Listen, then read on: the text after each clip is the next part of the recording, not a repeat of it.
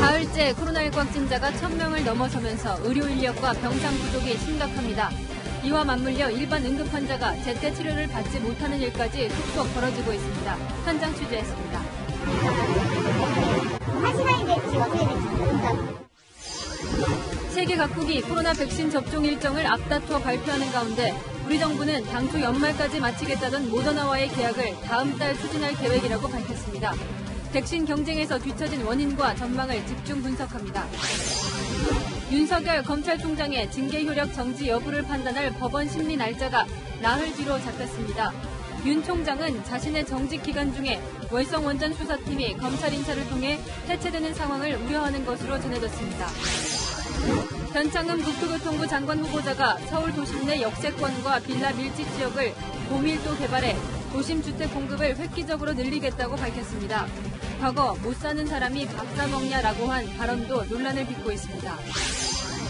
경찰서 안에서 조사를 받던 남성이 흉기를 휘둘러 경찰관 3명이 다쳤습니다.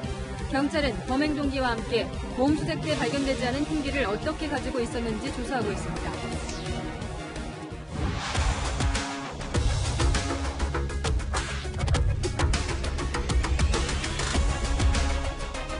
뉴스의 동경민입니다. 예견된 비극이 눈앞에 닥쳤습니다. 코로나19 신규 확진자는 사흘째 1,000명대, 위급한 중증 환자는 보름 만에 2배 넘게 늘어났습니다. 그러다 보니 전문가들이 우려해온 병상 부족이 현실이 되고 있습니다. 제때 치료받지 못하고 사망하는 사례가 전국에서 연이어 나오고 있는데요. 특히 1분 1초가 생사를 가를 수도 있는 요양병원 확진자들이 치료병원으로 이송되지 못하고 요양병원 안에서 숨지는 일이 발생하고 있습니다. 첫 소식 조현성 기자입니다. 코로나19 집단 감염이 발생한 경기 부천시의 한 요양병원에선 확진 판정을 받은 70, 80대 환자 4명이 잇따라 숨졌습니다. 이 가운데 80대 남성 1명과 70대 남성 2명 등 3명은 지난 11일 확진 판정 뒤 빈 병상이 없어 치료를 받지 못한 채 세상을 떠났습니다. 한 분은 병원에 이송해서 거기서 치료해서 돌아가신 거고요. 병원으로는 못 옮기시고 서울 안에서는 울산과 충북 괴산에서도 입원 대기 중이던 환자가 사망했습니다. 코로나19 신규 확진자는 1,062명으로 사흘 연속 1,000명대를 기록했습니다. 지난 일주일간 국내 발생 확진자는 평균 934.4명, 처음으로 900명대를 넘었습니다. 위 중증 환자는 246명으로 연일 최고치를 기록하고 있습니다. 그만큼 병상 대란도 심각해지고 있습니다. 자택에서 입원 대기 중인 코로나19 확진자는 서울 580명, 경기는 251명에 달합니다. 하지만 중환자 병상은 전국 45개, 수도권에는 고작 4개가 남아 있습니다. 이에 방역당국은 국립대병원에 중환자 전담 병상을 추가로 마련하고 거점 생활치료센터 2곳을 신설해 700병상을 더 확보하겠다고 밝혔습니다. 서울대학교 병원 20병상, 분당서울대병원 9개, 9개 병상, 강원대학병원 16개 병상 등 추가적으로 확충을 하면서 연말까지 국립중앙의료원은 최근 30개 중환자용 모듈 병상을 전부 가동하기 위해 간호사 70여 명을 새로 뽑았지만 의료진이 여전히 부족해 전체 병상 500개 중 200개만 운영하는 실정입니다. 의료진 수급에도 어려움이 잇따르자 국군간호사관학교는 아직 장교 임관을 하지 않은 간호사관생도 77명을 처음으로 생활치료센터에 투입하기로 했습니다. 채널A 뉴스 조현선입니다. 단 한 개, 입원이 가능한 서울시 중증 환자 병상 수입니다. 기존 병원만으로는 병상 확보가 어렵자 서울 추모공원에 이 병상을 새로 만드는 방안도 논의되고 있습니다. 박건영 기자의 단독 보도입니다. 늘어나는 중증 환자를 수용하기 위해 병상을 새로 짓는 방안이 추진 중입니다. 서울대병원은 중앙사고수습본부와 서울시, 서울추모공원 잔디마당을 중증 환자 치료 병상으로 만들자고 제안했습니다. 이 부지에 중증 환자 전담 치료 병상 48개가 들어서는데요. 병원에서 파견한 의료진 100여 명이 상주하며 환자를 돌볼 걸로 보입니다. 국립중앙의료원 부지에 설치된 것과 같은 모듈형 시설을 짓는다는 계획입니다. 모듈형 병상은 컨테이너 병상과 달리 중증 환자를 위한 음압 치료 시설과 인공 심폐장치도 설치할 수 있습니다. 진행 중 하고 있는데요. 확정은 아니고요. 그게 우리 땅도 아니고 서울시 뭐 있고 뭐 제안한 거고요. 계획이 최종 확정되면 늦어도 내년 2월까지는 병상이 마련될 것으로 보입니다. 국립중앙의료원도 병상을 추가로 확보하기 위해 미군 기지를 활용하는 방안을 중수본과 논의하고 있습니다. 지난 11일 정부는 소파 합동위원회에서 국내 미군 기지 12개를 반환받았습니다. 이 중 일부를 병상부지로 활용하자는 건데 미군 기지가 감염병 치료에 적합한 환경인지를 따져봐야 해 병상 확보까지는 시간이 더 걸릴 것으로 보입니다. 채널A 뉴스 박관영입니다. 응급실은 365일 24시간 불이 꺼지지 않는 최후의 보루입니다. 늘 비상 상황이지만 응급실이 지금은 초비상입니다. 코로나 환자가 몰리면서 일반 환자들이 제때 치료를 받지 못하고 있는 건데요. 1분 1초가 아쉬운 시민들이 응급실 앞에서 발을 동동 굴리고 있는 현장을 장하얀 기자가 돌아봤습니다. 현재 기온 영하 4도입니다. 응급진료를 받으려는 환자들은 이 추위에 밖에서 몇 시간 동안 기다려야 한다는데요. 직접 확인해 보겠습니다. 응급실 밖에서 서류를 작성한 환자와 보호자들이 난로 밑에 줄을 섭니다. 휠체어를 탄 환자는 담요를 얼굴까지 올려 덮었고 보호자도 추위에 연신 손을 비빕니다. 하루 종일 비슷한 상황이 반복됩니다. 의료진은 아예 야외 대기 장소로 나와 환자를 돌봅니다. 다른 병원도 마찬가지. 환자만 응급실 입장이 가능해 보호자들은 추운 곳에서 기다리고 병실이 없어 자리가 날 때까지 줄을 서 있기도 합니다.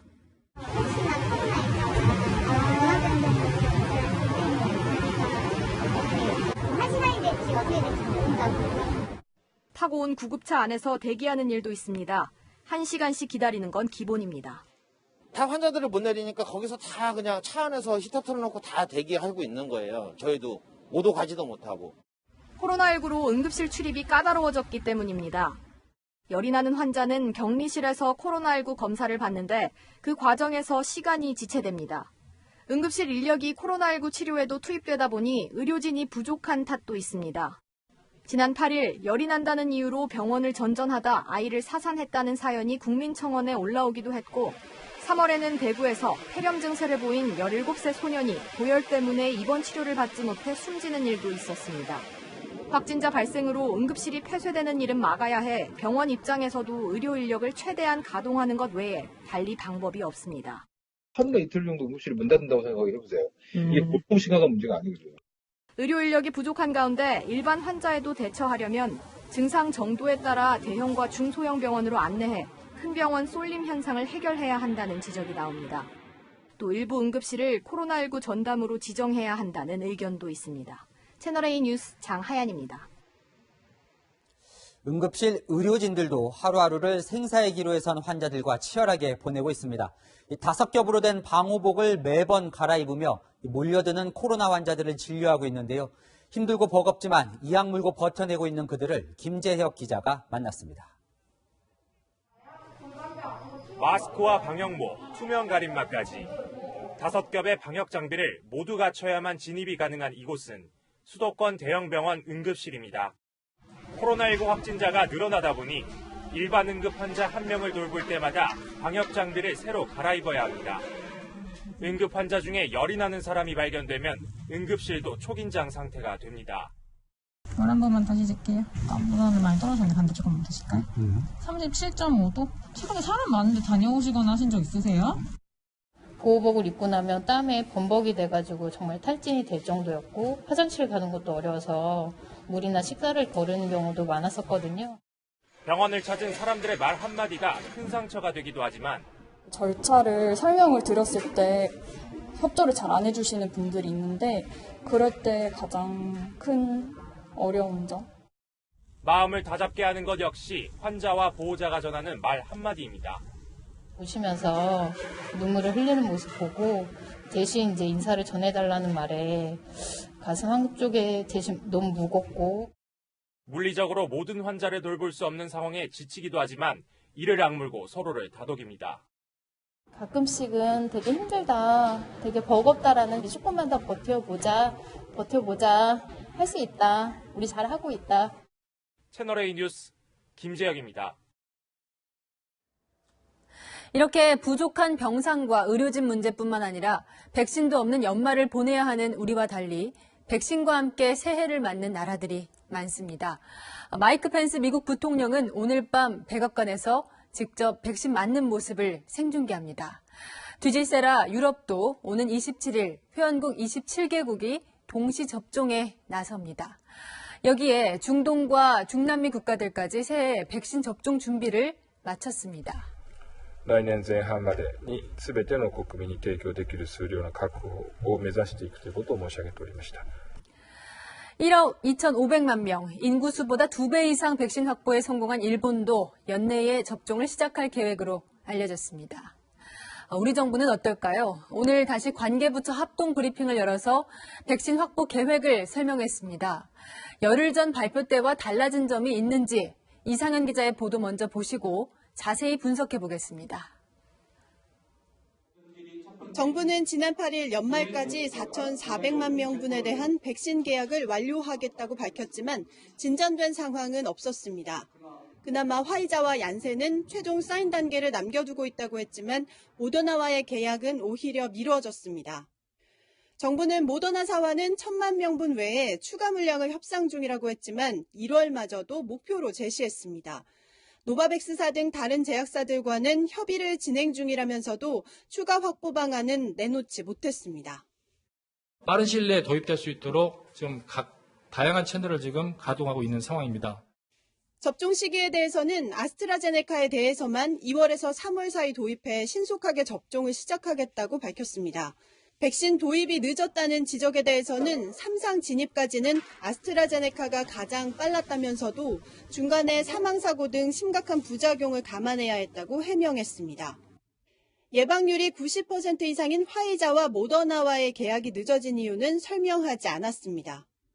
3상까지 해서 성공 확률이 7%인데 복수로 연구개발 투자도 하고 성금에 협약을 해서 그중에 이제 성공하는 백신을 확보하는 전략으로 갔어야 되는데 정부는 우선 접종 대상자의 접종과 관련해 내년 11월까지로 완료 목표 시점을 제시했습니다.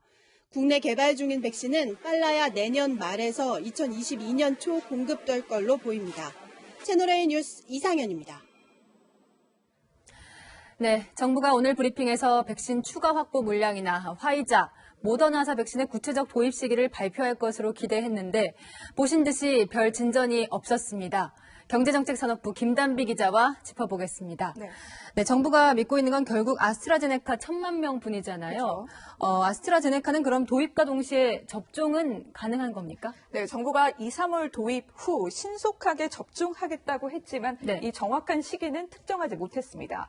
미국은 지난 11일 미 FDA가 화이자 백신 긴급 사용 승인을 허가하자마자 백신이 바로 미국 전역에 공급됐고 사흘 뒤 첫 접종이 이뤄졌는데요. 이 아스트라제네카가 국내에 도입되더라도 의료 인력이나 백신 유통 시스템을 이제 막 논의하는 단계라 도입 이후에 곧바로 접종할 수 있을지는 더 두고 봐야 합니다. 2, 3월이라는 숫자도 그러니까 아직은 불투명한 거네요. 네. 백신 도입 자체가 다른 나라에 비해서 너무 늦는다는 비판에 대해서는 정부가 입장을 냈습니까? 네, 정부는 이 안전성을 검증한 뒤 도입하겠다는 원칙 때문에 그러니까 한마디로 고민하는 시간이 길었다 이렇게 설명했습니다. 미국이나 영국은 상황이 심각하기 때문에 서둘러 접종을 시작했다고도 부연했는데요. 이 코로나19는 전 인류가 처음 겪는 상황이기 때문에 다른 나라와 우리가 마주한 상황이 크게 다르지 않습니다. 코로나 청정국가라 불리는 이 뉴질랜드만 해도 이 누적 확진자가 2,000명 정도밖에 되지 않지만 전 국민이 맞을 수 있는 백신을 이미 확보했습니다. 뉴질랜드 사례를 보면 안정성이라는 해명도 약간 무색해지네요. 네. K방역에만 도취돼서 백신 확보는 못했다 이런 지적도 일각에서는 나오는데 여기에 대한 설명은 오늘 좀 있었습니까? 네, 정부가 오늘 백신 운영 TF라고 해서요. TF 운영 현황을 공개했습니다. 지난 6월 말부터 17번의 회의가 있었다는 점을 강조하고 싶었을 텐데요. 보시면 8월 말까지는요. 주로 해외 동향을 검토했습니다. 이 8월 말이 돼서야 본격적으로 백신 구매에 필요한 예산들을 따져보기 시작합니다. 이 회의에는요. 이 복지부뿐만 아니라 질병청, 또 식약처, 그다음에 외교부, 기재부까지 참여했는데요. 이 전문가들은 공격적인 백신 구매가 되지 못한 배경에 대해서 전량 폐기를 감수하더라도 과감한 구매 결단을 내려야 하는데 이런 분위기가 형성이 안 됐다고 말했습니다. 지난 2009년 이 신종플루 때 백신 재고 처리 문제가 불거지면서 이 담당 공무원들이 한 달 동안 감사를 받기도 했는데요. 이 막대한 예산이 투입되는 백신에 부작용이 생기면 전량 폐기해야 되는데 이 TF에서는 어느 누구도 이 불확실성을 감수하고 결단을 내지 못한 걸로 비춰집니다. 네, 물론 평소에는 정부 예산을 좀 보수적으로 쓸 수 있다고 해도 이런 위기 상황에서 듣기에는 좀 답답한 얘기네요. 그렇죠. 이제 지난 9월이죠. 지난 9월에 이 코로나 백신 수급에 대해서 논의가 한창일 때요. 네. 이때 바로 독감 백신이 이제 유통 문제와 또 백색 입자 발견 같은 문제가 겹치면서 이 독감 백신 문제가 불거졌었는데요. 그랬죠. 당시 이제 중단되는 일까지 벌어졌습니다. 이 독감 백신 파동까지 겹치면서요. 이 애당초 코로나 백신은 문제가 생길 일을 만들지 말자 이런 조심스러운 분위기가 만들어졌다고 합니다. 네. 근데 이제 반면 미국은 대대적으로 초고속 작전이라는 팀을 만들어 이 백신 확보에 나섰고 이스라엘은 정보기관인 모사드까지 동원돼 백신 경제에 뛰어들었다 이런 현지 언론의 보도도 있었습니다. 이 국민의 안전과 결부된 문제에 우리가 너무 안일하게 접근했던 거 아닌가 이런 비판의 목소리도 나옵니다. 네, 지금부터라도 강력한 컨트롤 타워가 움직이길 기대해 봐야겠습니다. 자, 김단비 기자 잘 들었습니다.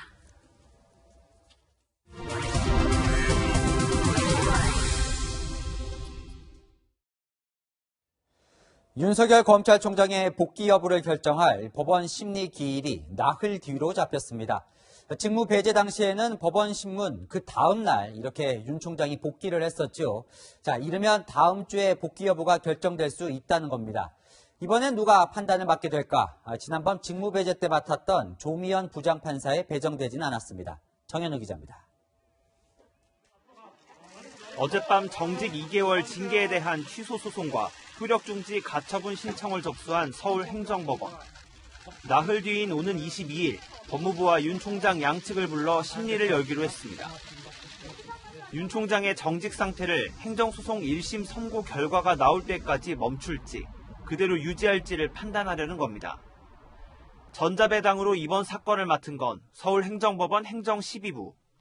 이달 초 윤 총장에 대한 직무 배제 명령 효력 정지를 결정한 재판부는 행정4부였습니다. 행정12부는 지난해 6월 윤석열 당시 서울중앙지검장을 상대로 임은정 부장검사가 낸 행정소송을 맡았던 재판부입니다. 22일 심리에서 재판부가 양측의 자료와 의견을 검토한 뒤 이르면 2, 3일 내로 결정을 내릴 수도 있습니다. 징계 취소 소송은 최종 결과 확정까지 길면 수년씩 걸리기 때문에 윤 총장이 징계 상태에서 풀려날 방법은 가처분 신청 인용이 사실상 유일합니다.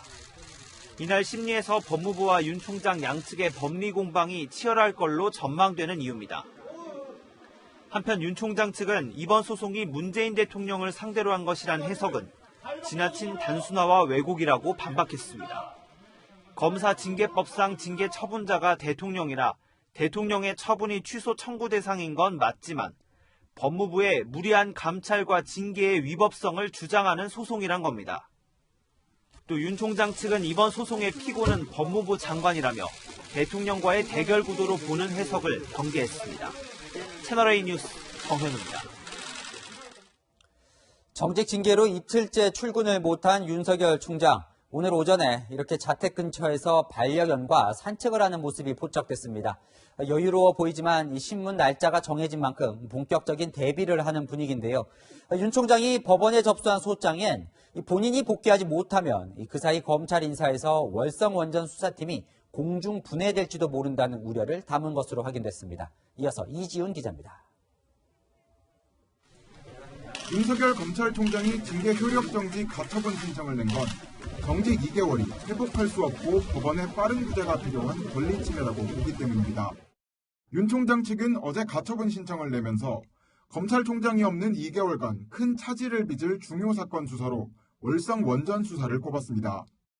정직 기간 중인 다음 달 예정된 검찰 인사에서 수사팀이 공중 분해될 우려가 있다고도 주장했습니다. 인사권도 하나도 없는 사람입니다. 밖에서 다 식물총장이라고 그러지 않습니까? 산권력 수사팀을 지키려면 징계 상태를 빨리 벗어나야 한다고 강조하려는 겁니다. 대전지검의 월성원전 경제성 평가 조작 의혹 수사는 지난달 윤 총장 직무정지 기간 속도를 못 냈습니다. 윤 총장이 이달 1일 직무 복귀한 뒤에야 감사자료 삭제 혐의를 받는 산업부 공무원들을 상대로 구속영장을 청구했습니다. 윤 총장은 징계 절차가 위법했고 이 과정에서 방어권이 침해당했다는 주장도 징계 취소 소송 소장에 담은 걸로 알려졌습니다. 하지만 이런 주장이 법정에서 받아들여질지는 미지수입니다. 재판부가 징계위원회 의결과 대통령 재가까지 거친 징계 처분을 심사하는 부담이 클 것이라는 분석도 나옵니다. 채널A 뉴스 이지훈입니다. 추미애 법무부 장관이 윤석열 총장 징계 재가 이후 이틀 만에 모습을 드러냈습니다. 회의장에서는 위원들과 웃으며 인사를 나누기도 했지만 이 본인의 사의 표명을 포함한 취재진의 여러 질문에는 아무 말을 하지 않았습니다. 강병규 기자입니다. 어제 하루 연차를 냈던 추미애 법무부 장관이 오늘 업무에 복귀했습니다. 국회에서 열린 공수처장 후보 추천위에 참석한 추 장관의 표정은 담담해 보였습니다. 윤석열 검찰총장의 직무배제 집행정지 신청이 예고됐던 지난 공수처 회의에서는 굳은 표정이 포착되기도 했지만 오늘은 활짝 웃으며 추천위원들과 주먹악수를 하기도 했습니다. 추 장관의 옷도 눈길을 끌었습니다. 지난 1월 윤 총장 측근 인사들의 좌천 인사를 단행했던 복장과 같아 중대 결정을 하는 것 아니냐는 관측이 나오기도 했습니다. 윤 총장과 관련해서는 출근할 때도 국회에서도 아무 말을 하지 않았습니다. 윤 총장이 소송 제기했는데 여기에 대해서 어떻게 생각하십니까? 사의 표명 배경에 대해서 다양한 말들이 나오고 있는데요. 한 말씀만 해주시면 안 될까요? 윤 대통령은 조만간 추 장관의 사위를 수용할 것으로 알려졌습니다. 연내 후임 장관이 지명되더라도 인사청문회 기간 등을 감안하면 내년 1월까지는 장관직을 수행할 것으로 보입니다. 채널A 뉴스 강병규입니다. 다음 주 화요일로 윤석열 검찰총장 집행정지 신청 신문 날짜가 정해졌습니다. D-Day가 잡힌 건데 사회부 최주현 기자와 살펴보겠습니다. 다음 주에는 윤 총장 복귀 여부가 결정된다고 봐도 되겠습니까? 일단 현재로서는 그럴 가능성이 아주 높다, 이런 관측이 우세한 상황인데요. 지난달에 윤 총장 측이 추미애 장관 명령으로 직무배제가 됐었을 때 이 집행정지 가처분 신청 상황과 한번 비교를 해보도록 하겠습니다. 재판부 배당과 또 신문 일정까지 걸린 시간은 비슷해 보입니다. 지난번에는 이 신문 다음 날 바로 인용, 그러니까 윤 총장 직무 복귀가 결정됐었는데요. 그래서 이르면 다음 주에 결과가 나올 거다, 이런 관측이 나오고 있는 겁니다. 하지만 인용, 기각, 보류 중 이 무엇이 또 언제 발표될지는 전적으로 재판부의 재량으로 볼 수가 있습니다. 자, 앞서 직무정지 때는 이제 윤 총장 복귀 결정을 내려줬던 이 조미연 판사와 이 다른 판사가 배정이 됐어요. 이건 좀 의미가 있습니까? 맞습니다. 이 지난달 직무배제 집행정지 소송을 맡았었던 이 조미연 판사 같은 경우는 서울행정법원의 행정4부 소속인데요. 어제 신청한 이 징계 집행정지 가처분은 행정 12부에 있는 홍순욱 판사에게 배당이 된 상황입니다. 조 판사는 조세와 도시정비, 그리고 홍 판사는 노동사건을 주로 맡고 있는데, 하지만 이번 사건처럼 이 징계 같은 사안은요, 재판부를 전산으로 무작위 배당하기 때문에 확인을 해보니 이 서울행정법원 같은 경우에도 이 부분, 이 조미연 판사가 있는 행정4부를 포함해서 합의부 12개 부서를 넣고 전산 배당을 했다고 합니다. 그러니까 무작위로 이제 배당을 한 거군요. 예, 맞습니다. 윤 총장 측은 그 다음 주 화요일 신문에서 어떤 논리를 펼칠지 나름의 전략을 좀 공개를 했어요. 근데 원전 수사를 콕 집은 부분이 이제 눈에 띄는 거예요. 맞습니다. 이 부분이 좀 차이점이 있다, 이런 얘기가 나오고 있는데, 이 집행정지 가처분은 이 긴급하게 결론을 내려줘야 할 사안인지가 매우 중요한 쟁점입니다. 검찰총장 징계를 푸는 게 시급한지 아닌지, 이것이 쟁점이 되는 것인데, 앞서 윤 총장이 직무배제된 일주일간을 보면은 이 산업부 공무원에 대한 원전 수사팀의 구속영장 청구 계획이 일부 미뤄진 걸로 알려지고 있거든요. 이 취재를 해보니 윤 총장 측은 이 소장에 이번 원전 수사 외에도 이 라임이나 옵티머스 사건 수사 등 이 다수의 중요 사건 수사에 차질 가능성도 함께 언급하고 있는 것으로 알려졌습니다. 윤 총장이 권력형 수사에 의지를 보였다, 이렇게도 볼 수 있을 것 같은데요. 그렇죠. 또 이런 표현도 나옵니다. 1월 인사 때 수사팀이 공중분해가 될 수도 있다. 그렇죠. 이제 내년 1월 말에 검찰총장이 없는 상황에서 수사팀의 면면이 확 바뀔 수도 있다. 이런 이야기가 나오고 있는 것인데 법원 판단에 결국에는 이 산권력 수사에 성패가 달려있다. 이런 주장인 겁니다. 수사팀 유지의 중요성이 최근에 울산시장 선거 개입 의혹 수사팀 사례를 보면은 알 수가 있다. 이런 평가들이 많이 나오고 있는데 지난 8월에 인사 발령 이후에 이 사건을 맡았었던 이 서울중앙지검 공공수사 2부 수사팀은 전국으로 뿔뿔이 흩어졌었거든요. 일각에서는 인사 이후에 이 사건 관계자의 추가 기소 여부 결정이 유보된 채 수사가 마무리되지 못하고 있다. 이런 평가도 사실 나오고 있는 상황입니다. 근데 이게 좀 궁금한데요. 윤 총장 측은 그동안에도 계속 이제 추 장관 뜻대로 인사를 해왔다 이렇게 주장을 했잖아요. 그렇다면 윤 총장이 인사 때문에 꼭 복귀를 해야 한다. 이 이유가 되는 건가요? 일단 법적으로만 따져보더라도요. 검찰정법은 이 검찰 인사는 법무부 장관이 검찰총장 의견을 들어야 하는 게 원칙이다. 이렇게 설명을 하고 있습니다. 윤 총장 징계 상태에서는 장관이 결국에는 총장 대행과 이 부분을 상의할지도 지켜봐야 하는데요. 게다가 윤 총장 이 징계 결론의 핵심 근거가 된 이 진술을 한 것으로 알려진 심재철 법무부 검찰국장이 이 인사 업무를 맡고 있는 상황이라 총장 부재 상황이 이 수사팀 라인업에 미칠 영향이 적지 않을 거다. 이런 관측도 나오고 있는 겁니다. 네. 반면에 이제 법무부 측은 이제 윤 총장에 대해서 왜 정직 2개월이 필요한지를 이제 신문에서 주장을 하겠죠. 그 핵심 사유 중 하나가 이제 판사 문건 의혹인데 어제 이제 법무부 징계위 결정 요지에서 이 부분이 또 논란이에요. 네, 이 요지가 사실 법무부가 국회 법제사법위원회에 윤 총장 징계 의결 내용을 한 15장짜리 문건으로 정리해 준 것인데 한번 살펴보면 논란이 되는 부분은 이 판사 문건 관련 징계 사유 부분입니다. 문건에 적혀 있는 판사 관련 정보가 어떠어떠해서 보인다. 혹은 뭐 특정한 이미지를 만들어내고 있다. 이런 표현들이 자주 눈에 띄고 있거든요. 결국 이 부분이 객관적인 증거나 법리보다는 추측이나 주관적 분석에 가까운 표현이다. 그래서 이거를 징계 의결 사유로서 적합하느냐 이런 논란이 일고 있는 상황인 겁니다. 이 정치적 중립 부분에 대한 평가도 이제 쟁점이 될 것 같죠. 네, 징계위 같은 경우는요. 윤 총장이 지난 10월에 이 국정감사에서 국민을 위해 어떻게 봉사할지 퇴임하고 생각해보겠다. 이 발언 부분을 정치 중립 위반이다. 이렇게 봤거든요. 그 근거로 이를 정계 진출 메시지라고 긍정하는 의견이 다수였다. 이런 여론조사 결과를 언급하기도 했습니다.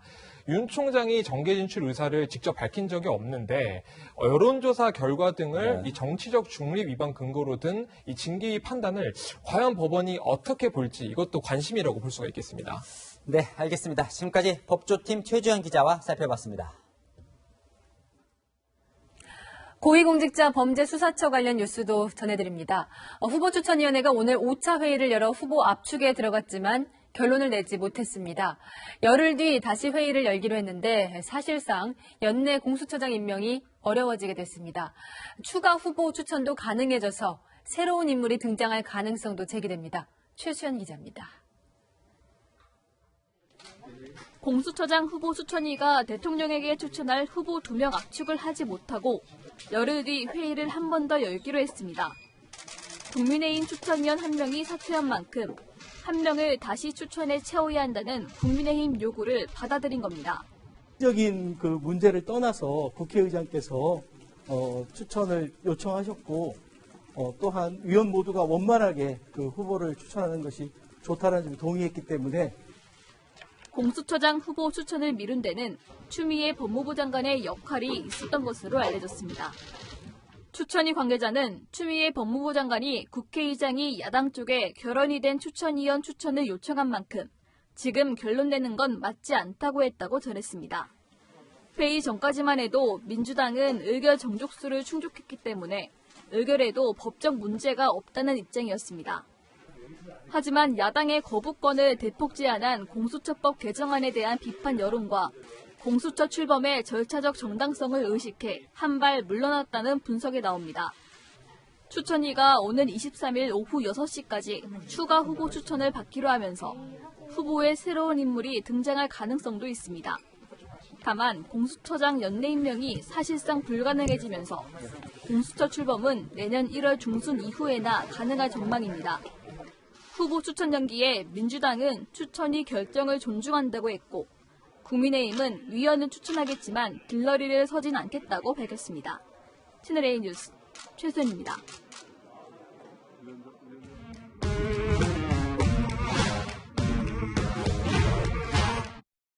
열한야랑 정치부 이동훈 기자와 함께합니다. 첫 번째 주제 보여주시죠. 네. 미쳤다고 사먹느냐, 누가 한 말입니까? 변창흠 국토교통부 장관 후보자입니다. 네, 참 이 누구한테 이런 말을 한 걸까요? 네, 변 후보자는 박원순 서울시장 시절에 서울주택도시공사, 즉 SH 사장을 지냈는데요.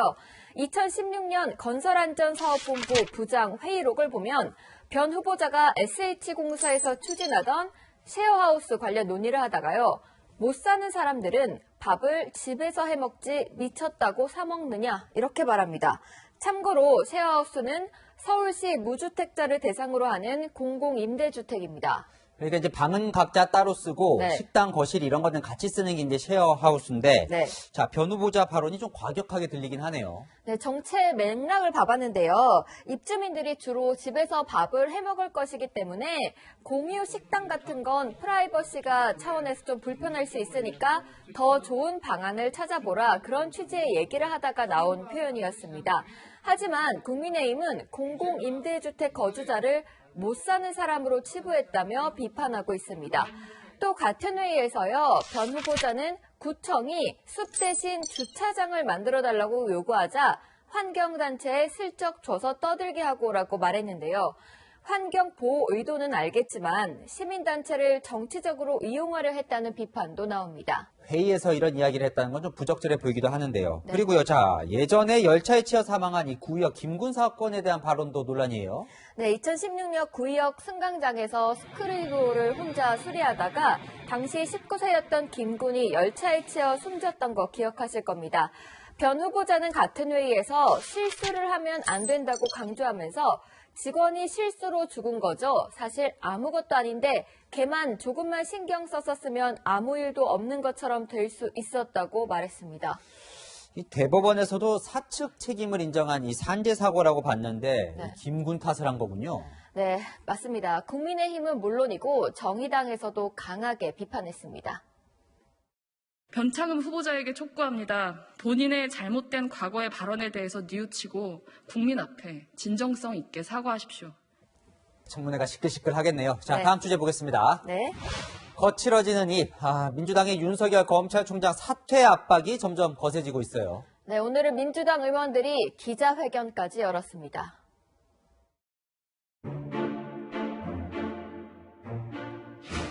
검찰개혁을 막아서는 문지기 역할을 내려놓고 즉각 사퇴할 것을 촉구합니다.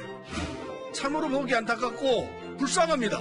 입 닫고 조용히 그 자리에서 내려오는 것이 합당하고.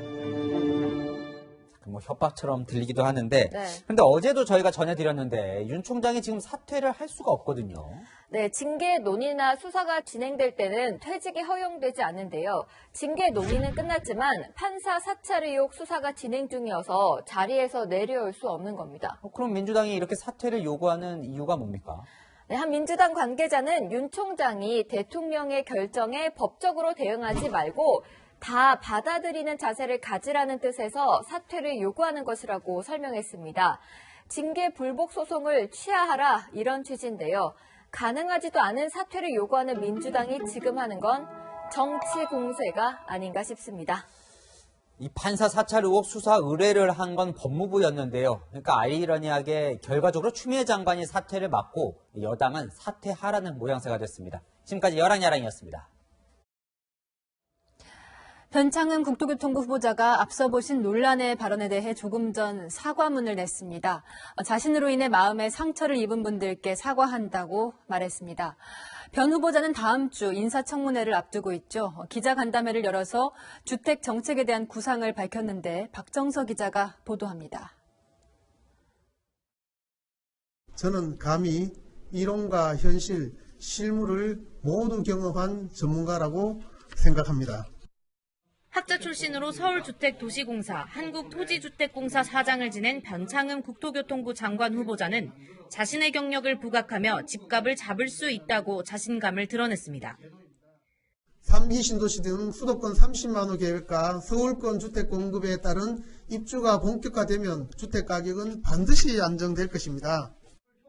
집값을 안정시키기 위해 꺼내든 카드는 도심 고밀 개발.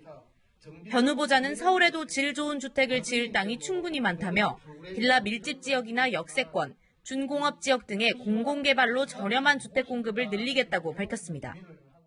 서울시의 저층 주거지는 111제곱킬로미터, 약 한 3,300만 평대입니다. 이를 중층 고밀주택으로 개발한다면 충분한 양의 주택을 공급할 수 있습니다. 이렇게 공급 확대를 강조했지만 재개발, 재건축에 대해서는 민간이 아닌 공공이 주도해야 한다고 강조했습니다. 최근 치솟은 서울 집값에 대해선 경제협력개발기구는 적정 주택가격의 기준을 연소득의 5배를 넘지 않는 것으로 보고 있다며 현재 서울 주택가격은 과도하다고 지적했습니다. 한편 변 후보자는 서울주택도시공사 사장 재직 당시 구의역 김군 사망 사고에 아무것도 아닌 일이란 취지로 말하는 등 논란이 된 발언에 대해 공직 후보자로서 더 깊게 성찰하고 무겁게 행동하겠다고 사과했습니다.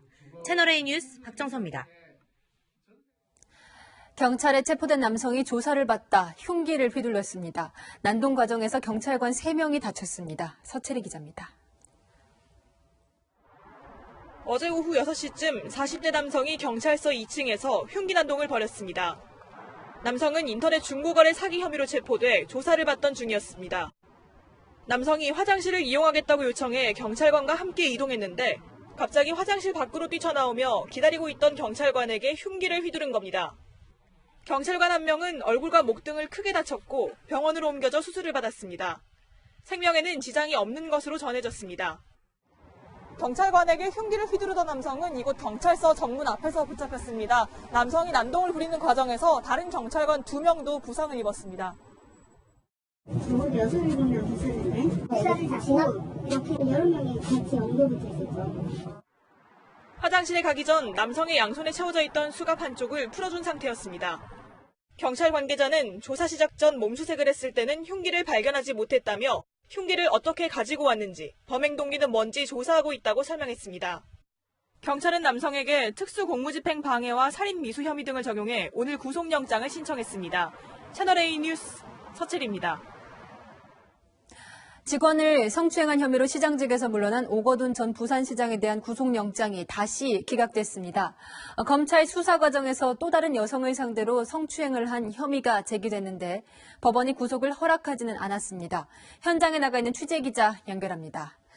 자, 배영진 기자, 법원이 영장을 기각한 사유가 무엇인가요?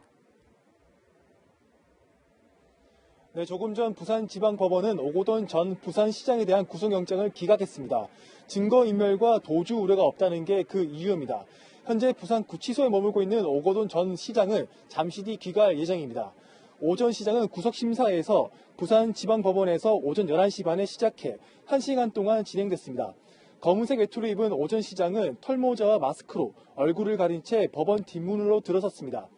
수행원 한 명만 대동한 채 기자들의 질문에 묵묵부답하며 법정으로 향했는데요. 검찰은 지난 15일 오 전 시장에 대한 구속영장을 청구했습니다. 하지만 6개월 새 2번 연속 기각됐습니다. 이번 구속영장에는 오 전 시장이 기존에 알려진 성추행 피해자 외에 다른 여성을 상대로도 얼굴을 만지는 등 강제 추행한 혐의가 포함됐는데요. 오늘 피해자 신문에선 오 전 시장은 정확히 기억이 나지 않지만 피해 여성이 그렇다면 인정하고 사과한다고 진술한 거로 전해졌습니다. 기억은 안 난다 하면서도 혐의를 부인하지 않은 오 전 시장의 진술이 이번에도 법정에서 통했다는 분석이 나옵니다. 지금까지 부산구치소에서 전해드렸습니다. 네, 국회에서 통과된 대북전단금지법에 대한 국제사회의 움직임이 심상치 않습니다. 지난주 방한한 비건 국무부 부장관이 법안 처리를 앞두고 우려의 뜻을 전했고 미 의회가 이 법을 놓고 청문회 개최를 추진하고 있습니다. 유주은 기자입니다. 지난주 한국을 찾아 3박 4일 동안 외교안보 인사들을 두루 만난 비건 국무부 부장관. 워싱턴 포스트는 비건 부장관이 방한 기간 대북전단 금지법에 대한 트럼프 행정부의 우려를 비공식적으로 전달했다고 전했습니다. 하지만 국회는 지난 14일 야당의 반대 속에 관련 법을 통과시켰습니다. 대북전단금지법은 군사분계선 일대에서 전단살포와 대북 확성기 방송 등 남북 합의서에 위반하는 행위를 하면 3년 이하 징역이나 3천만 원 이하 벌금을 받도록 규정하고 있습니다. 접경지역 주민들의 안전을 위협하는 행위라는 게 이유입니다. 하지만 국제사회는 이 법이 표현의 자유를 침해하고 북한 주민들을 더 고립시킬 것으로 보고 있습니다. 우리 정부는 표현의 자유도 제한 가능하다며 반박했습니다. Vital human rights, but it's not absolute. It can be limited, poses harm or poses danger to the life and the security of our peoples. 미 의회 초당적 국제인권기구인 톰 렌토스 인권위원회는 청문회 개최 준비에 착수했습니다. 내년 1월 미국에서 새 회기가 시작되면 대북전단 금지법을 비롯해 북한 주민 인권 전반을 살펴보겠다는 겁니다. 앞서 토마스 오에아 킨타나 유엔 북한 인권 특별보고관 역시 표현의 자유에 기초한 행위에 징역형을 주는 것은 과도하다며 법 시행 전 재검토를 권고했습니다. 통일부는 이에 대해 유감을 표명한다며 소수의 표현 방식을 최소한으로 제한했다는 점을 균형 있게 봐야 한다고 불쾌감을 드러냈습니다. 채널A 뉴스 유주은입니다. 일본에는 눈폭탄이 떨어졌습니다. 무려 2m 높이의 눈이 고속도로에 쌓이면서 차량이 2,000대 넘게 갇혔습니다. 도쿄 김범석 특파원입니다. 하늘에 구멍이 뚫린 듯 앞이 보이지 않을 정도로 눈이 쏟아집니다. 고속도로는 순식간에 대형 주차장으로 변했습니다. 차 밖으로 나온 운전자가 손을 내밀자 눈 속에 파묻힙니다. 고립된 차들만 2,100대 이상. 낮부터 밤까지 구조 작업에 나섰지만 폭설이 그치지 않아 고속도로 출입구마저 막혔습니다. 48시간 넘게 갇힌 차량 탑승자들은 추위와 허기로 사투를 벌이고 있습니다. 飲み物はちょっとあるんですけど、食べ物を買ってなかったんで、ちょっとお腹が空いちゃってます。 일본 중북부 호쿠리쿠 산악지대 앞에서 따뜻한 공기와 찬 공기가 만나 이틀 전부터 폭설이 내려 최대 2m까지 눈이 쌓였습니다. 자위대까지 구조에 투입됐지만 도쿄행 상행선에서 차량 600대가 아직 빠져나오지 못하고 있습니다. 実際今回も車の中で体調不良になったという方もいらしたというふうに報告を受けております。一連の対応がですね、適切だったかどうかについては国交省を通じてですね、しっかりと検証していく必要があるというふうに。 고속도로 관리업체 측은 내일 아침 운행 재개를 목표로 제설 작업을 서두르기로 했습니다. 도쿄에서 채널A 뉴스 김범석입니다. 채널A와 동아일보 해양수산부가 주최하는 국내 최대 규모 해양수산 박람회 2020 시팜쇼가 오늘 개막해 다음 달 22일까지 열립니다. 온라인으로 열리는 이번 박람회는 해양, 수산, 양식, 신기술은 물론 전남 완도군 등 지자체의 우수한 양식 수산물도 소개합니다. 양식 수산물 요리 경연대회인 시푸드 레시피 챌린지도 열려 다음 달 우승자를 가립니다. 눈구름 뒤로 찬 공기가 밀려들고 있습니다. 지금도 서울에는 조속 5m에 가까운 칼바람이 몰아치고 있고요. 밤사이에는 기온이 가파르게 내려가서 내일은 다시 추위가 강해집니다. 특히 영하 15도 안팎까지 내려갈 걸로 예상되는 경기 북부와 강원, 충북과 경북 북부 일부로는 한파 경보가 발효됐는데요. 내일 아침 서울은 영하 10도, 파주가 영하 17도까지 떨어지겠습니다. 일요일 낮부터는 기온이 차츰 영상권을 회복할 텐데요. 이후에도 추위는 강약을 반복하며 이어지겠고 성탄절 이브인 목요일에는 중부와 호남 지역에 눈비 소식이 있습니다.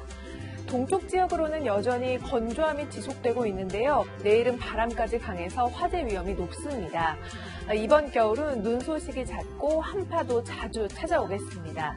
날이 춥더라도 실내 환기는 반드시 주기적으로 해주셔서 건강한 겨울 나시기 바랍니다. 날씨였습니다.